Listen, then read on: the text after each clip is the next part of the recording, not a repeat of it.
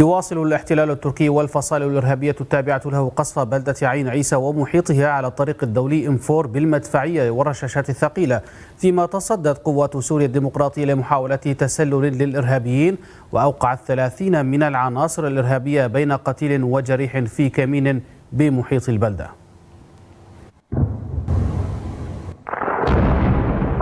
تصعيد متواصل للاحتلال التركي والفصائل الإرهابية التابعة له على بلدة عين عيسى في شمال شرق سوريا، لكنه شهد تكتيكا جديدا هذه المرة تضمن محاولة تقدم بري وعمليات تسلل ليلية من قبل عناصر الاحتلال وفصائله الإرهابية. محاولة جيش الاحتلال ومعه عناصره الفصائل الإرهابية اصطدمت بتكتيك آخر رسمته قوات سوريا الديمقراطية، والتي أوقعتهم في كمين أسفر عنه مقتل وجرح 30 عنصرا من الاحتلال والعناصر الإرهابية، حيث حاولت عناصر الفصائل الإرهابية التسلل إلى قرية معلق بريف عين عيسى بعد اشتباكات عنيفة في محيط القرية التي تقدم نحوها الإرهابيون بعد انسحاب تكتيكي لقوات قسد التي أوقعت عناصر الفصائل الإرهابية وسط كمين، ما أدى إلى مقتل 18 عنصرا وإصابة 13 آخرين بعضهم في حالة خطرة. الريف الغربي لمدينة تل أبيض المحتلة لم يسلم أيضا من انتهاكات الاحتلال التركي والفصائل الإرهابية التابعة له، والتي قصفت المنطقة بالمدفعية الثقيلة، كما أن الطائرات المسيرة للاحتلال التركي استهدفت مواقع لقوات الحكومة السورية وقوات سوريا الديمقراطية في قرية كوبرلك بحسب المرصد السوري لحقوق الإنسان. المرصد قال إن قوات الحكومة أسقطت مسيرة للاحتلال التركي تزامنا مع تحليق مروحيات روسية في أجواء المنطقة بين بلدة عين عيسى وأرياف تل أبيض. انتهاكات الاحتلال التركي وفصائله الإرهابية لاتفاق وقف إطلاق النار الموقع منذ عام متواصلة منذ شهور، لكنها تزايدت في الآونة الأخيرة، خاصة بعد بدء الاحتلال ببناء قاعدة عسكرية بمحيط عين عيسى بالقرب من الطريق الدولي M4.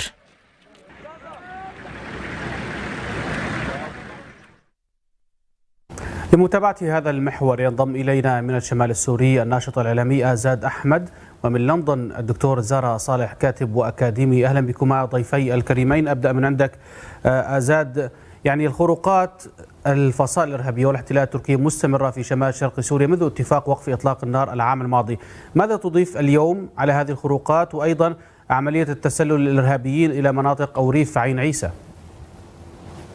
نعم، بداية تحية لك ولجميع الأخوة المشاهدين وللضيف الكريم. أهلا بك. منطقة عين عيسى يعني التي يتواجد فيها بالإضافة إلى قوات سوريا الديمقراطية عناصر من قوات النظام السوري وأيضا قاعدة روسية.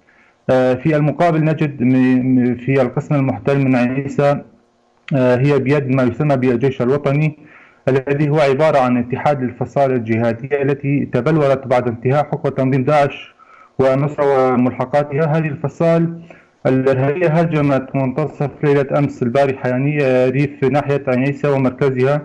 الاستهداف طال بحسب المعلومات قرية صيدا وقرية معلق في محيط الناحية، وطال أيضا مخيم عين عيسى المحاذي للطريق الدولي M4.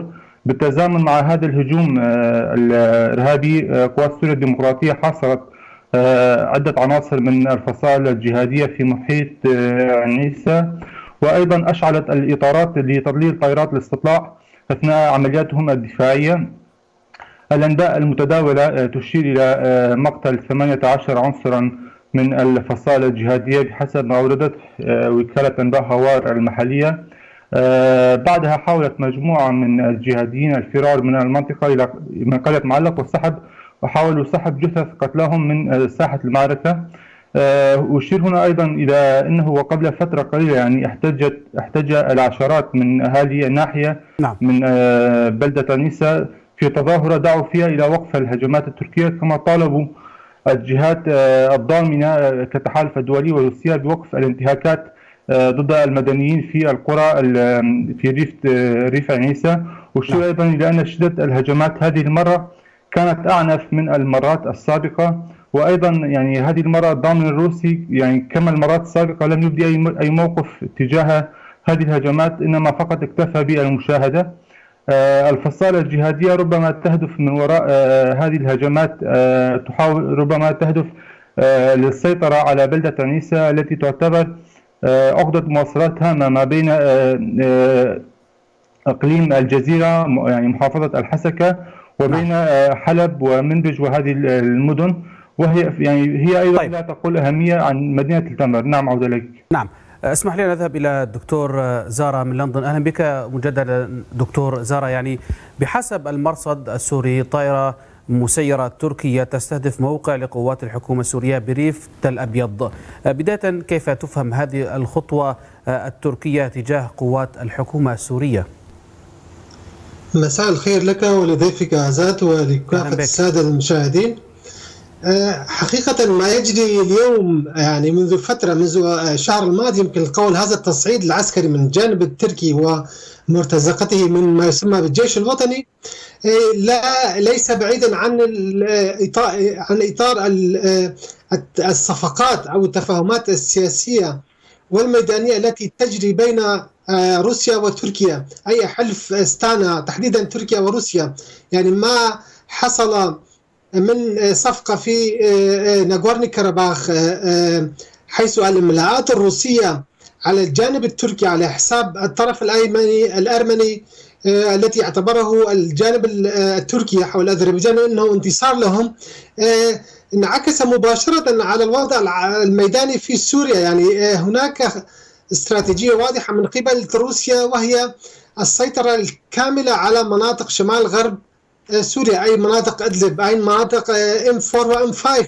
ولهذا يعني شهدنا في الفترة الماضية انسحابات مهمة عسكرية من نقاط عسكرية من الجانب التركي، وهناك حديث عن اتفاقات قادمة يعني التي تعكس ذلك التفاهمات التي يعني هناك الجانب الروسي والتركي يتفقان في الكثير من يتفقان ويتعارضان في الكثير من النقاط حسب وفق المصالح. وهذا التصعيد بتقديري وهذا السباق من الجانب التركي والروسي أيضا يدخل في إطار سباق اللحظة الأخيرة، لأن كما نعلم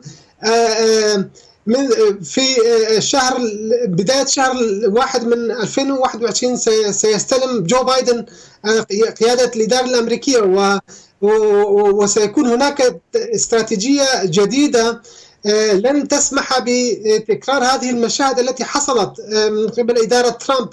ولهذا بتقديري نعم دكتور زارا، يعني هذا حديثك ضمن السياسة العامة للاتفاقيات التركية الروسية، لكن اليوم عندما تستهدف قوات الاحتلال التركي موقع لقوات الحكومة في عين عيسى، ضمن أي إطار يأتي أو ضمن أي سياق يفهم؟ بتقديري يأتي ضمن سياق ضوء أخضر شبه غير رسمي يعني لتركيا، لأن المقابل يعني الحديث عن إخلال مناطق الكثير من المناطق في شمال غرب سوريا لصالح روسيا، يعني سيكون بالمقابل هناك يعني غض نظر روسيا عن تحركات تركيا. يعني كما نعلم بأن الجانب التركي هنا خاصة في الملف السوري يهمه أكثر السيطرة على المناطق الكردية، يعني صفقة عفرين، صفقة وكذلك في سيركانية وغريسبي. روسيا تدرك جيدا نقطة الضعف التركية، لهذا بتقديري هذه خطوة روسية وضوء أخضر شبه رسمي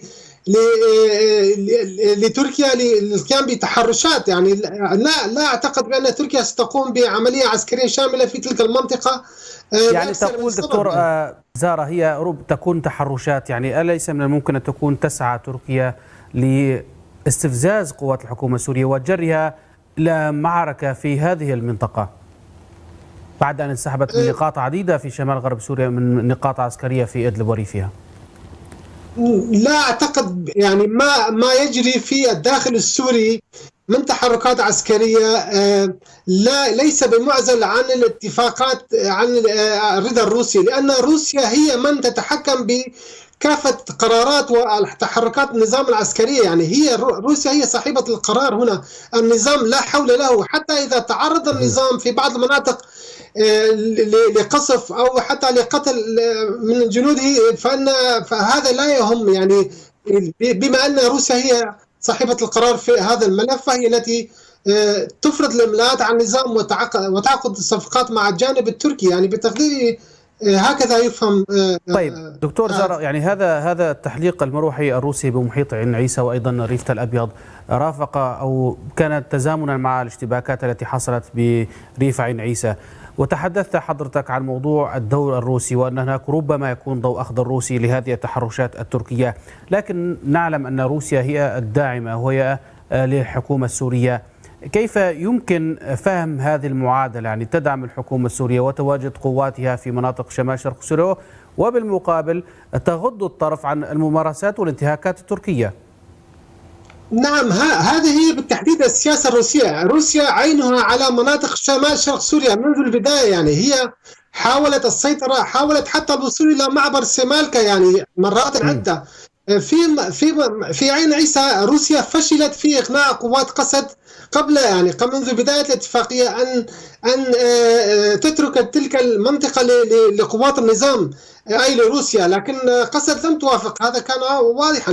هنا بتقدير روسيا تحاول من جانب إرضاء تركيا من خلال السماح لها غض النظر عن تحركاتها العسكرية وقصفها لمحيط عين عيسى وفي الأبيض، وبالمقابل تحاول الضغط على قوات قسد هنا.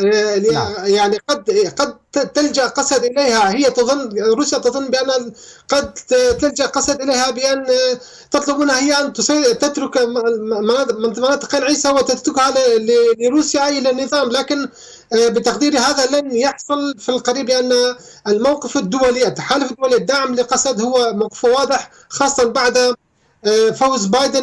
هناك ترقب في الأوضاع وروسيا حذرة وتركيا لهذا تتسابق من أجل فرض أمر واقع من خلال هذه التحركات العسكرية، وكما ذكرتم في تقريركم تحاول السيطرة على عين عيسى كسياسة أمر واقع، لكنها بتقديري لن تنجح لأكثر من سبب يعني.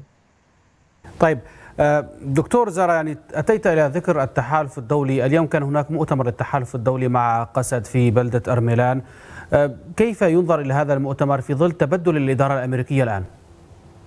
هذا تأكيد بأن سياسة أمريكا لن تتغير، بل على العكس. يعني حتى الفريق القائم الموجود هو الذي ينتمي إلى إدارة ترامب بدأ يؤكد، يعني يصر بأن سياسته لن تتغير، بل سيكون هناك دعم أكثر. يعني وهذه رسالة واضحة لتركيا ولروسيا وللنظام بأن الدعم الأمريكي لقسد سيكون أكثر قوة في الفترة القادمة، ولن تحدث أخطاء كما حدث منذ أكتوبر الماضي عندما قرر ترامب سحب بعض من جنوده وترك هذه المناطق لسيطرة روسيا والنظام واحتلال التركي. يعني بتقديري هذه هي رسائل واضحة من قبل نائب قائد قوات التحالف لهذه الأطراف. نعم، في نهاية محورنا أشكرك جزيل الشكر من لندن الدكتور زارا صالح، كاتب وأكاديمي، كما أشكر ضيفي الصحفي والإعلامي آزاد أحمد، كان معنا من الشمال السوري وفقدنا الاتصال معه أثناء هذا المحور. فاصل ونواصل مشاهدينا الكرام.